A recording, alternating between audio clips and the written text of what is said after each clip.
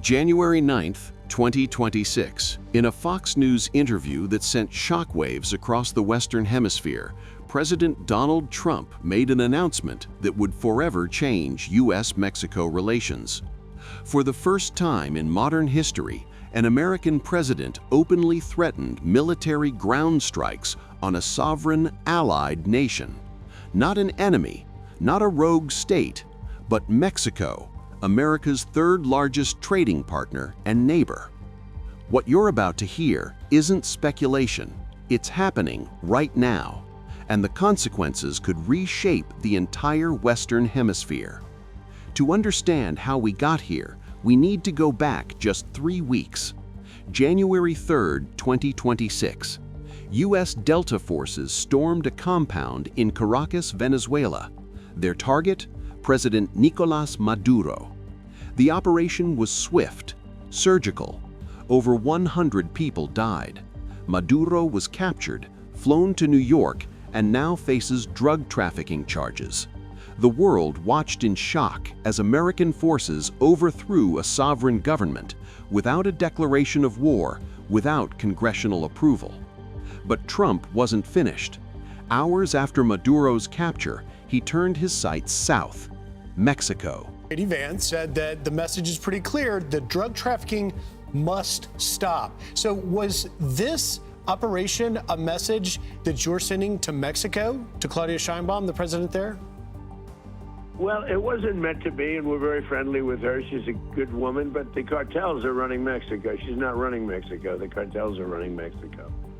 The numbers tell a brutal story. Since September 2025, U.S. forces have carried out 35 known strikes on alleged drug boats in the Caribbean and Pacific. Official reports confirm 115 people killed. But here's what they're not telling you. These weren't all cartel members. Survivors reported civilian fishermen among the dead. Families destroyed. No trials, no evidence, just missiles from the sky. Now Trump wants to bring that same campaign to Mexican soil. But Mexico isn't Venezuela. Mexico is the 15th largest economy in the world. It's home to 130 million people, and it's armed with something Venezuela doesn't have: nationalism forged in the fires of American invasion. Remember, the United States has invaded Mexico before. In 1846, American forces marched into Mexico City. Mexico lost half its territory, what we now call California, Texas, New Mexico, Arizona, Nevada, Utah, and parts of Colorado and Wyoming. That wound never healed, and Trump just ripped off the scab. Mexican President Claudia Sheinbaum's response was swift and defiant. Cooperation, yes. Subordination and intervention, no. In Mexico, the people rule, and we are a free and sovereign country. But is Sheinbaum's defiance enough? Because Trump isn't bluffing. He's already designated 6 Mexican cartels as foreign terrorist organizations. He's labeled fentanyl a weapon of mass destruction, and he's invoked what his administration calls the Don Roe Doctrine, a twisted version of the Monroe Doctrine that claims America has the right to intervene anywhere in the Western Hemisphere to protect its interests. Translation: if Trump wants to bomb Mexico, he will. Every terrorist thug smuggling poisonous drugs into the United States of America, please be warned that we will blow you out of existence. We have no choice. But here's where it gets even more disturbing. Mexico knows what's coming, and they're trying to buy time. On January 21st, Mexico made an unprecedented move. They transferred 37 alleged cartel members to the United States. This brings the total number of suspects handed over in the past year to 92. Among them, Pedro Insunza Noriega, the father of the second-in-command of the Beltran-Leyva cartel. The U.S. had named him in its first terrorism indictment against a Mexican drug trafficker. 7 Mexican Armed Forces aircraft, destinations: Washington, Houston, New York, Pennsylvania, San Antonio, San Diego. Security Minister Omar Garcia Harfuch posted images, rows of heavily armed Mexican soldiers, armored vehicles, suspects being loaded onto military planes. But here's the question no one's asking.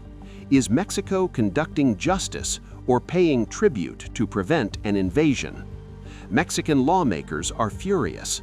Legal experts call these transfers unconstitutional. Why? Because Mexico secured one guarantee from the U.S. that these suspects won't face the death penalty, but they haven't secured Mexico's sovereignty. And Trump doesn't care about their cooperation, because on January 13th, just days after receiving these prisoners, Trump doubled down on his threat. We've knocked out 97% of the drugs coming in by water, and we are going to start now hitting land. Mexico wanted help with the cartels. We would be honored to go in and do it. I told her that I would be honored to go in and do it. That 97% claim, experts call it propaganda. Fentanyl seizures at the border have indeed dropped 50%, but that's because cartels are getting smarter, not because American missiles are working. Here's what Trump doesn't understand, or doesn't care to understand. You can't bomb an idea. You can't missile strike a business model that generates billions of dollars annually. Let me paint you a picture of who Trump thinks he's fighting. Mexico's two most powerful cartels, the Sinaloa cartel and Jalisco New Generation cartel, aren't gangs. They're multinational corporations that happen to use violence as a business strategy. A 2023 study estimated these organizations employ between 160,000 to 185,000 people nationwide. That's more than Google, Amazon, and Microsoft combined. They control territories the size of European countries. They run their own intelligence networks, paying taxi drivers, construction workers, street vendors to report on government movements. The Jalisco New Generation cartel alone is composed of 90 organizations. 90! Just a few years ago, it was 45. They're not shrinking, they're metastasizing. Since 2007, organized crime-related homicides in Mexico have increased six-fold, from 3,000 to nearly 18,000 in 2024. In the last decade alone, Mexico has recorded over 300,000 homicides. That's more American deaths than World War I, World War II, Korea, Vietnam, Iraq, and Afghanistan combined. Take Sinaloa State. On August 10, 2025, 17 people were murdered in a single day, one killing every 85 minutes. Why? Because last July, U.S. authorities grabbed Ismael El Mayo Zambada and hustled him onto a plane to New Mexico. That arrest triggered a civil war within the Sinaloa cartel. Homicides in the state surged 400% in 1 year. Thousands dead, thousands more disappeared. The two rival factions, the Maitos and the Chapitos, turned Sinaloa into a war zone. And here's the kicker. Trump wants to do more of this. More arrests, more strikes, more destabilization. Brookings Institution researcher Vanda Felbab Brown warns that U.S. military strikes could trigger catastrophic cartel retaliation, not just in Mexico, but potentially in the United States. So what happens when Trump starts bombing Mexico? Let me walk you through the scenarios experts are quietly discussing in Washington and Mexico City. Scenario 1. Cartel retaliation against Mexican government. The cartels intensify their assassination campaigns. Mayors, police chiefs, military commanders, everyone becomes a target. Remember, 36 political candidates were murdered in Mexico's 2024 elections. Hundreds more dropped out due to threats. Mexican cartels have already shot down military helicopters with rocket-propelled grenades. They've deployed weaponized drones. Some reports suggest cartel operatives went to Ukraine to learn advanced drone warfare tactics. Scenario 2. Economic warfare. The cartels blockade highways. They shut down border crossings. American companies operating in Mexico, Apple, GM, Tesla, face sabotage and extortion. Supply chains collapse, your iPhone delayed, your car stuck in a warehouse in Monterrey. Mexico is America's largest trading partner, $800 billion in trade annually.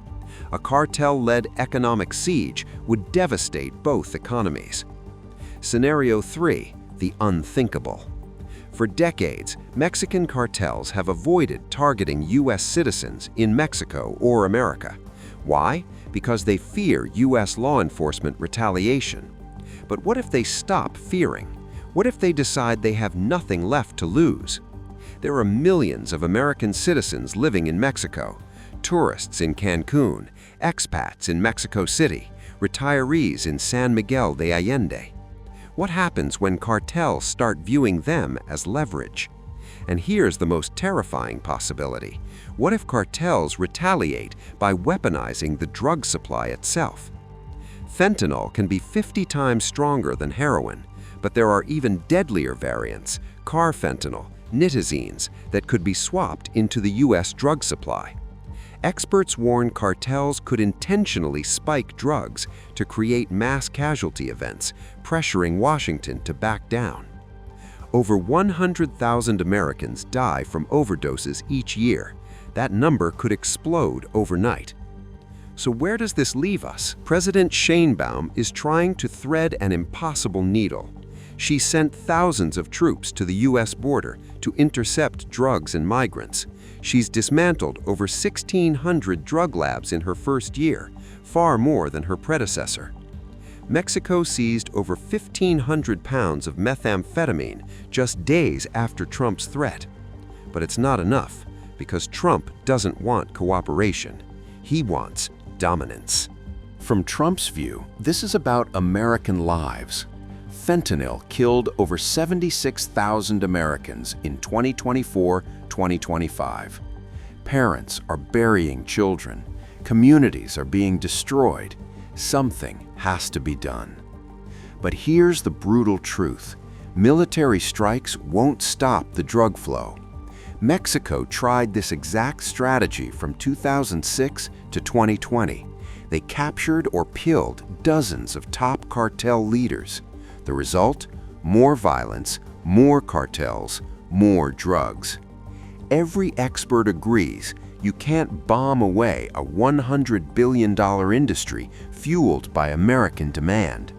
So we're left with a terrifying question. Is Trump willing to invade Mexico to prove he's tough on drugs, even if it makes the problem worse? Even the Republican-controlled Senate passed a resolution to block further military action in Venezuela without congressional approval. 5 GOP senators voted with Democrats. Senator Susan Collins said, "When the president raises the issue of military force, it does implicate the War Powers Act." But Trump has already shown he doesn't care about congressional approval. He overthrew Maduro without it. He's bombing boats without it. Why would Mexico be different? Here's what we know for certain. The Western Hemisphere is holding its breath. Millions of Mexicans are preparing for the unthinkable. American businesses are quietly developing contingency plans. Cartels are stockpiling weapons and waiting. And somewhere in the White House, military planners are drawing up target lists for strikes on Mexican soil. The only question left is, when will the first bomb fall, and what happens the morning after? 92 cartel members transferred to the U.S., 115 people killed in naval strikes, 300,000 dead in Mexico's drug war over the past decade. The invasion hasn't started yet, but Trump says it's coming. This isn't a hypothetical anymore. This is happening. Subscribe now and keep tabs with us. We're all about to find out just how far Trump is willing to go.